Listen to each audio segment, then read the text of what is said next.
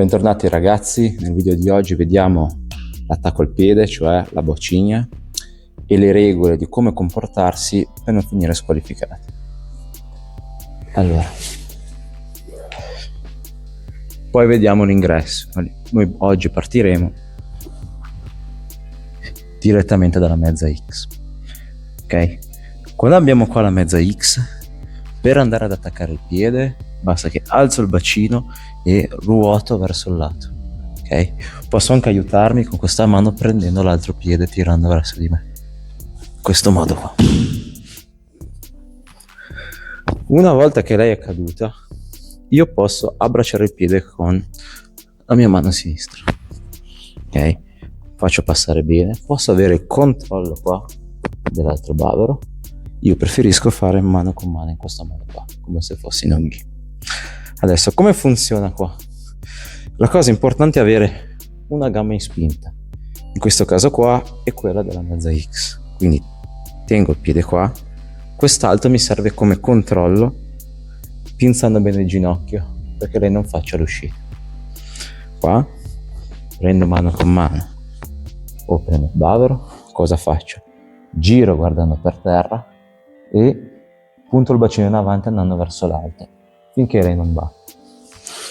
Cosa succede? Se una persona è più bassa, quindi è più semplice, perché prima di distendere completamente il corpo, la leva va direttamente al piede. Perché devo guardare per terra? Io guardo per terra così almeno riesco a schiacciare questa parte qua del piede, così la leva è molto più efficace. Se invece la persona è più alta è un po' più difficile, perché il suo piede si trova molto più in su. Qualcuno può ricevere magari una compressione qua al polpaccio, ma dato che state attaccando il piede vale lo stesso. Partiamo con la parte un po' più tecnica. La prima posizione che abbiamo visto è quella della mezza X, cioè questa in spinta e questa gamba sotto per il controllo, che può essere qua, può essere agganciata dall'altra parte, che mi consente di cambiare gamba nel caso lei difenda questa qua. Io posso essere qua sopra con tutti e due i piedi sopra, così ho una spinta maggiore o più pressione sul suo piede, oppure posso essere al contrario, questa qua sotto aggancio, questa qua in spinta. Cosa posso fare quando sono in questa posizione? Posso sempre girare verso l'esterno. Se si è cintura marroni o nere si può girare verso l'interno. Che cosa può succedere? Qui vediamo la questione del knee ripping. Knee ripping significa che io entro col mio piede esterno e incrocio verso l'interno. Tutte le volte che incrocio verso l'interno e cerco di allungare la gamba, io metto in pressione laterale il suo ginocchio. Questa cosa causa molti infortuni. Quindi hanno proibito questa cosa e si può fare solo da no-gi, cinture marroni e nere adulti. Come faccio io a sapere se sono entrato abbastanza o no?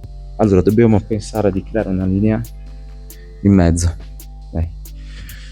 Tutte le volte che il mio piede supera questa linea, io sono oltre.